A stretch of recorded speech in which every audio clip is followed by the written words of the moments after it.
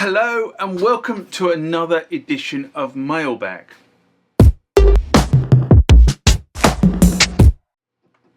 What is Mailbag? Well, Mailbag is a feature of the channel where you guys leave lots of comments on the channel and I attempt to answer those comments, or if I can't answer those comments, I throw it out to you guys who have more knowledge on some of this stuff than I do. So let's get into the first mailbag of this session. Remember, like, comment, subscribe to the channel. Go over to Instagram and follow me there. Go over to Facebook, follow me there. That's where the normal notices are. And consider becoming a Patreon.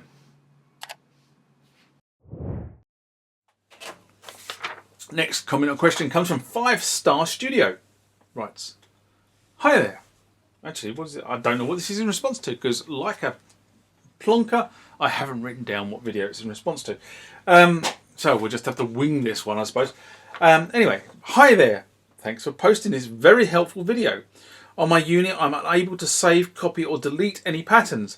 It seems as if it's locked in mode of some kind. For example, I followed the instructions to a T in deleting pattern 3.1. which did work, but as soon as I go to a different pattern, for example 3.2, then return to pattern 3.1, the original pattern returns. Maybe there is an issue with the unit, not sure. What do you make of this? Well, of course, firstly, again, another piece of feedback there. Thank you very much for the feedback. Now, my advice would be first to back up. So I'm going to assume this is an area device. I'm going to assume, I think it is the drum machine. But my first piece of advice is to back up any patterns that you have and want to keep, and then do a factory reset. My experience with similar issues with other aerial boutique instruments is that it just randomly doesn't perform as described or expected, and when you perform a factory reset, lo and behold, all of a sudden it all jumps back to life. Don't know why. I suspect there is a random piece of errant code, cookie or an egg or a gremlin or whatever you want to call it, that slowly creeps in over a period of time. So what I find with the area stuff and the boutique stuff is randomly, every now and then, you just need to do a factory reset. So you just need to make sure that you've got whatever is important to you on these devices backed up before you hit the factory reset, because of course the factory reset will blow away anything you've done creatively. Next comment or question comes from XP50 Player, and this is in response to, are these Behringers a joke? Update on the Phantom O. Mailbag I did in January 2023. XP writes, about that JP80 behind you. Most of the live sets are layered sounds. The Phantom has, I believe, most of the tones from the Jupiter series, except for the SN acoustic ones. So it should be really possible to recreate many of the Jupiter's live sets, and even registrations in the Phantom as scenes.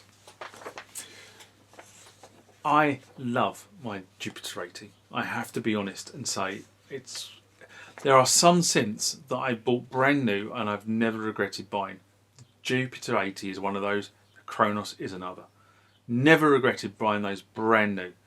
They are such workhorses in terms of what they can do. I mean, even when Wayne Harris was here, the keyboardist with Bon Giovi, got to get the name right because he told me I got it wrong the other day. He was sitting there going through the kind of the stock sounds on the Jupiter 80, saying that many of those stock sounds were the sounds he required for playing with Airtight 80s, which is the other band he plays with. Anyway, and to be honest, I'm not sure. Yes, live sets tend to be layers of tones. I mean, if you look at how the Jupiter 80 is built up, you layer tones and patches on top of each other to build your setup. So that's exactly right. It's exactly how it works. You can get very, very powerful complex sounds through this layering technique that is used on that particular synthesizer. But in terms of does the Fantom have these tones in the bass set, be honest, I haven't got a Fantom. You know, I know it's been around since 2019. I'm yet to play it. If I'm honest, I've yet to play it. Here we are, nearly 4 years later. I've yet to play one. That's purely because of pandemic and getting to the right shops and having the time to do it. Now, I do know the Fantom includes many, if not all, the tones from many of the legacy synths that Roland have produced over the years. It's one of the selling features of the Fantom, the fact that it has all these tones already built in. So it will almost certainly contain a lot of tones from the Jupiter days. I didn't know it also had Jupiter 80 tones in it, but it doesn't surprise me if I'm honest. If it does, then, you know, to be honest, this is an awesome, as I say, the Jupiter 80 is sonically fantastic, you know, from a synthesizer perspective. It is a true, I mean, one of the things about the Jupiter 80 is the Fantom is a workstation. It has many strings to its bow, if you like, whereas the Jupiter 80 is a synthesizer. It is undoubtedly a synthesizer in the old school class of a synthesizer. Yes, it does have a recording function on it, but you wouldn't say it was a sequencer. It really is just a plain, powerful synthesizer, and probably the last of the great synthesizers that has been produced. And all right, you know, we've got the Oberheim stuff and the Dave Smith stuff that's come out, and people will shout at me and say you don't really know what you're talking about. But believe me, I think the Jupiter 80 is a workhorse. And yes, it's not a sequential circuits, Dave Smith Instruments, Oberheim type synthesizer, but for what it is and for what it cost, it is a workhorse. So, you know, that's kind of the way I have to look at it, because I never regretted buying it. I've never ever regretted buying it. I've never regretted buying it at full price either.